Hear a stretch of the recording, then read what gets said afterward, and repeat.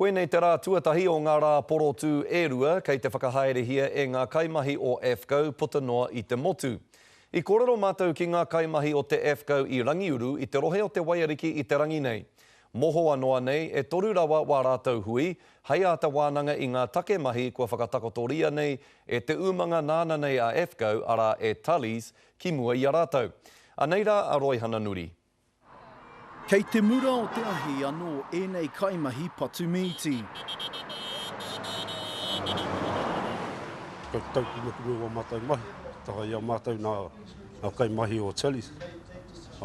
Tino he katoa nā Pukaaro o tēnei wāhi Patumiti. Kua roa a hewa Wiremu e mahi ana mo te whare Patumiti o AFCO ki Rangiuru nei.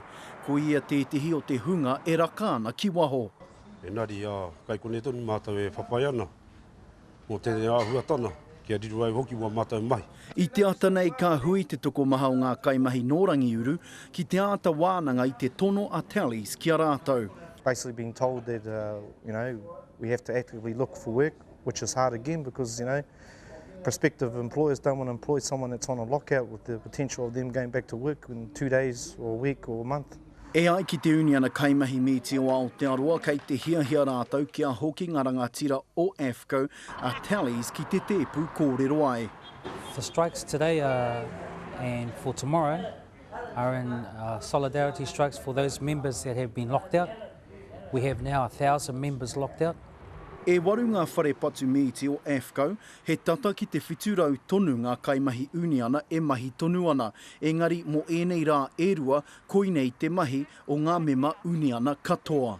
Of course it's been stressful for some families because they will keep a husband on and lock a wife out, or keep a wife on and lock a husband out. The reality is that I'm on the verge of bankruptcy because of this. I've got, bills out there that need to be paid, but at the moment can't pay them. Ia, kipi ai e wā mātou mahi. E tai e mātou ki te kaina ki wā mātou pānei. E te awhinei wā mātou whānau. Koe wā mātou mahi haramanei ki kone. Kone haramanei no mātou ki kone ki te mahi. Hei a pōpō ka poro tū anō ai ēnei kaimahi uniana no Rangiuru. Roy Hananuri, Te Karere.